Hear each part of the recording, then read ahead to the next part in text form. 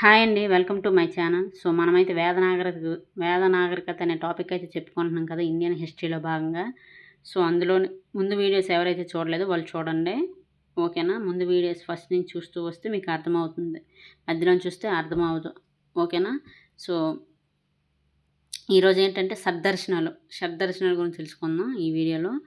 6 ఉన్నాయండి. షడ్దర్శనాలు అంటే 6. సో 6 తాత్విక ఆలోచనాపరమైన సరళ సూత్రాలు లేదా సిద్ధాంతాలనే షడ్దర్శనాలు అంటారనమాట. అవి ఏంటో తెలుసుకుందాం, అవి వేటి గురించి వివరించి తెలుసుకుందాం ఈ వీడియోలో.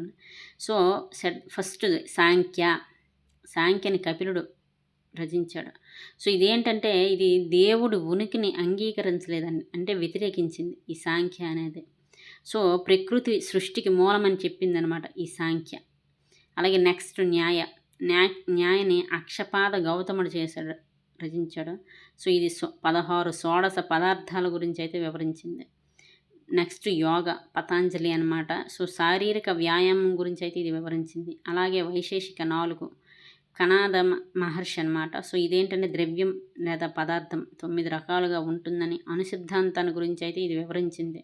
అలాగే ఇది తొలిసారిగా భౌతిక శాస్త్రమును పరిచయం చేసింది అనమాట.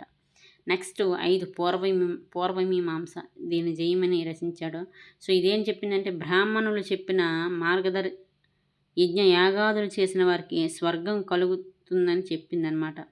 అలాగే మన కర్మకు తగినట్లుగానే ప్రతిఫలం అందుతుందని కూడా చెప్పిందనమాట. సో 6 ఉత్తరమీమాంస, బాదరాయణుడు రచించాడు. సో ఇదేంటంటే దీన్ని వేదాంతం అని కూడా అంటామన్నమాట ఈ ఉత్తరమీమాంసని. సో ఇదేం చెప్తుందంటే జీవాత్మకు పరమాత్మకు మధ్య ఉన్న సంబంధం గురించి అయితే చెప్తుంది. అలాగే దీనికి సంబంధించింది ఉపనిషత్తుల్లో కూడా ఉందన్నమాట, ఓకేనా. ఇవి షడ్దర్శనాలు అంటే ఇది. నెక్స్ట్ స్మృతులు, ఓకేనా. ప్రాచీన న్యాయపరమైన అంశాల సమూహాలని స్మృతులు అంటామండి. సో అవేంటి? 1 మనుస్మృతి, ఇది ప్రాచీనమైనది. 2 యజ్ఞవల్క స్మృతి, 3 పరాశర స్మృతి, 4 నారద స్మృతి, ఓకేనా. సో అయితే వీటి ఆధారంగా ఏంటంటే మితాక్షరి చట్టం అనేది అయితే విజ్ఞానేశ్వరుడు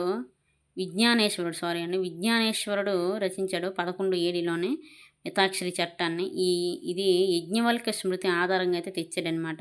ఇదేంటంటే ఈ మితాక్షరి చట్టంలో తండ్రి బతికొండగానే తండ్రి ఆస్తిని తన కుమారులు పంచుకోవచ్చండి. ఇది చెప్పిందనమాట, పంచుకోవచ్చని. అయితే ఇది ప్రస్తుతం మన దేశంలో వెస్ట్ బెంగాల్లో తప్ప అన్ని రాష్ట్రాల్లోనూ అమల్లో ఉందన్నమాట.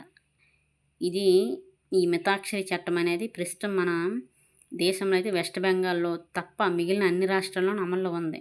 అలాగే దయాభాగ చట్టం, దీని ఆధారంగానే దీన్ని ఎవరు జీమోత వాహనుడు రచించాడనమాట ఈ దయాభాగ చట్టం. ఇందులో ఏంటంటే తండ్రి బతికొండగానే తన సంపాదనని తన పిల్లలు అడగడానికి వీల్లేదని చెప్పాడనమాట.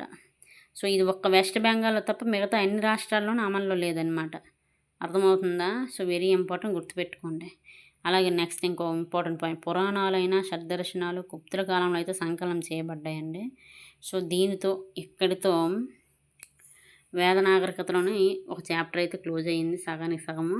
సో మిగతా దాంట్లో మనం ఏంటంటే ఆర్యుల నాగరికత అయితే మనం వెళ్ళిపోదాం. ఆర్యుల గురించి తెలుసుకుని తొలివేద నాగరికత, మలివేద నాగరికత గురించి అయితే ఇంక ముందు వీడియోలో చెప్పుకుందాం, ఓకేనా. వీడియో కనుక నచ్చితే ఖచ్చితంగా లైక్ చేసి, షేర్ చేసి, సబ్స్క్రైబ్ చేయండి. Thank you so much.